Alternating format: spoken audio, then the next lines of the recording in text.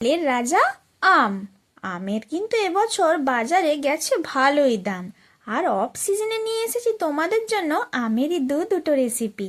দেখো, প্রথমেরটা হচ্ছে রসগোল্লা আর তারপরটা হচ্ছে চমচম। এবার কিভাবে বানাচ্ছি দেখবে তো? তো চলো চলো আমার সাথে রান্নাঘরে। দেখো, আমি প্রথমে জল ঝরানোর ছানাটা নিয়ে নিয়েছি। ছানা কাটানোর প্রসেসটা দেখালাম না, ওটা তো তোমরা যে কেউ পারবে।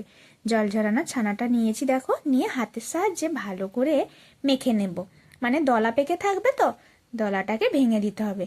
জল কিন্তু খুব শুকনো করে ফেলো না, আর খুব যেন জল না থাকে ছানার মধ্যে। মোটামুটি একটা হাতে নরম ভাব থাকলেই বুঝতে পারবে।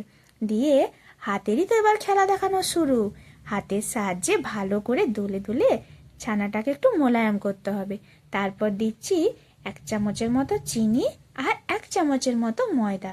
চিনিটা দিলে কি হবে বলো তো? মিষ্টির ভিতরটা বেশ জালিদার হবে। আর ময়দা দিলে ভাঙবে না মিষ্টিগুলো, তাই বাইন্ডিং এর জন্য ময়দাটাও দিলাম।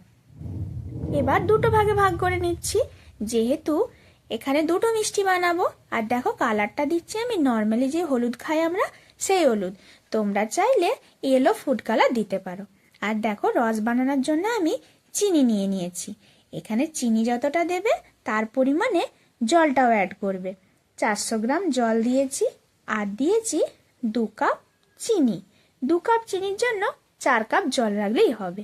এবার দেখো, মিষ্টিগুলো কিছুই না, শুধু হালকা হাতে গোল শেপে রসগোল্লাগুলোকে গোল গোল করে নিলাম, আর চমচমের জন্য লম্বা লম্বা করে নিলাম। যখন বানাবে দেখবে যেন কোনো ফাট বা ক্র্যাক না থাকে, কোনো ফাটা ফাটা দাগ না থাকে, তাহলে কিন্তু ফেটে যাবে।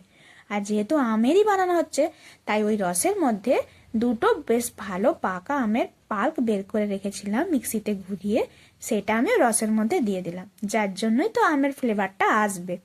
এবার আস্তে আস্তে চমচম আর রসগোল্লাগুলোকে ওই রসের মধ্যে ছেড়ে দেব। আর একটা জিনিস খেয়াল করতে হবে, 45 মিনিট কিন্তু এটা ফোটাতে হবে, আর হাই ফ্লেমে করতে হবে। একদম কিন্তু লো ফ্লেমে করা চলবে না, তাহলে কিন্তু মিষ্টিগুলো ভেঙে যাবে। দেখো, 45 মিনিট পর মিষ্টিগুলোর রূপ কেমন হয়েছে, আর রসটাও দেখেছো কি সুন্দর কালার হয়েছে। এই রসটা কিন্তু পরে খাওয়াও যাবে, কোনো সমস্যা নেই।